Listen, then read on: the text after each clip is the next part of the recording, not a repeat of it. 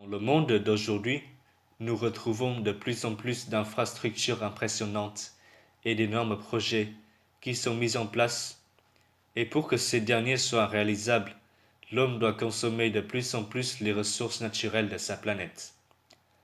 La Terre est généreuse, mais nous, les hommes, nous sommes trop gourmands.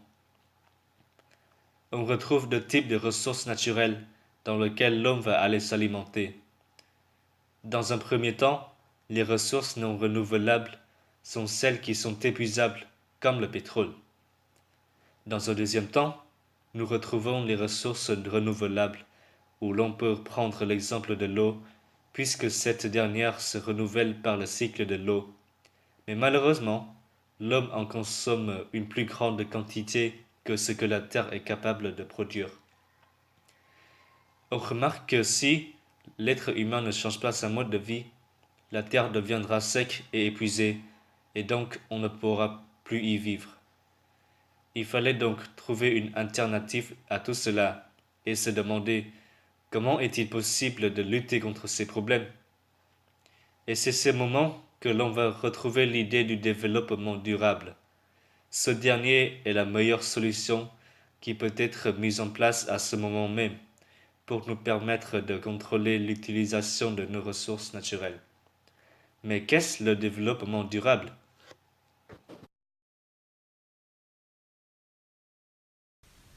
Le développement durable fait son apparition dans les années 80 à cause de crises sociales et environnementales. Avec le temps, la mondialisation met en place des inégalités de plus en plus importantes dans les pays riches et les pays pauvres. On s'est alors demandé comment serait-il possible de répondre à tous les besoins de milliards de personnes dans le futur. Un moyen a bel et bien été trouvé: le développement durable. Le développement durable a pour définition officielle d'être un développement qui répond aux besoins du présent sans compromettre la capacité des générations futures de répondre aux leurs. Ceci veut dire que la croissance doit se faire en respectant la nature ainsi que les hommes.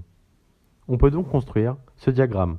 Ce développement se met en place au centre de tous ces derniers, où l'on va retrouver une durabilité qui rejoint la préservation de l'environnement, les responsabilités sociales et les objectifs économiques. Mettre en place un développement de ce type est un pas en avant pour l'être humain pour qu'il se développe lui-même dans les générations futures. Ce dernier comporte 17 objectifs. Les voici.